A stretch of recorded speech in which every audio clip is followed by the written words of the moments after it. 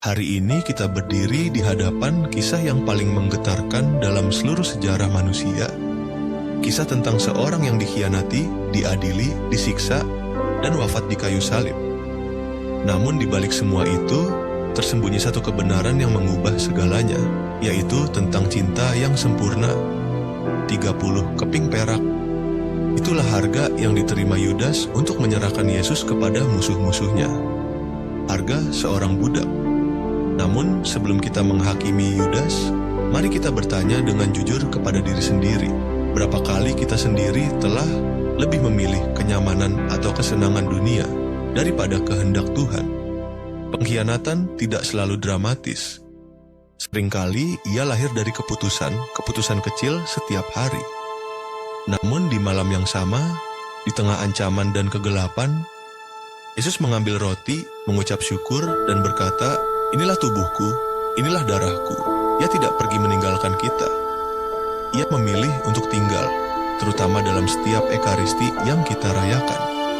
Setiap kali kita menghadiri misa kudus, kita bukan sekadar mengenang peristiwa lama.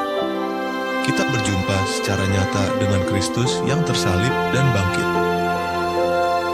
Sudahkah kita sungguh-sungguh menghayatinya? Di Taman Getsemani, Yesus berlutut dan berdoa dengan air mata. "Ya Bapa, biarlah cawan ini lalu daripadaku, namun bukan kehendakku, melainkan kehendak-Mu yang terjadi." Allah yang menjadi manusia merasakan ketakutan yang sama seperti kita. Namun ia tetap memilih untuk berserah. Para muridnya tertidur, mereka tidak sanggup berjaga 1 jam pun bersamanya.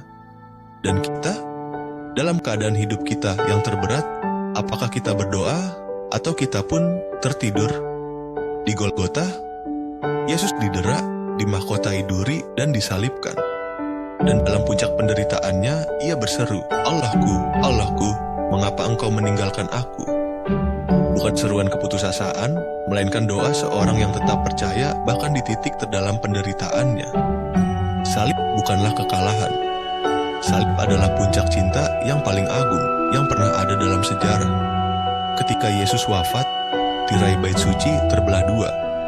Pintu menuju Allah terbuka lebar untuk kita semua. Makam itu disegel atau dikunci. Penjaga ditempatkan. Seolah-olah semuanya sudah berakhir. Namun justru disinilah Allah bekerja dalam keheningan. Adakah makam tersegel dalam hidupmu? Situasi yang penuh cabaran, tanpa harapan, tanpa jalan keluar? Percayalah, Allah tidak pernah meninggalkan kita. Ia sedang bekerja, bahkan di sebalik batu yang paling berat sekalipun. Dan Minggu Paskah akan membuktikan segalanya. Kisah sengsara Tuhan Yesus bukan sekadar kisah masa lalu. Ini adalah kisah cinta Allah kepada kita secara pribadi. Marilah kita memasuki pekan suci ini dengan hati yang sungguh-sungguh berdiam, merenung, dan bersyukur. Karena Dia yang menanggung semuanya, Dia melakukannya demi kita. Terpujilah Yesus Kristus sekarang dan selama-lamanya.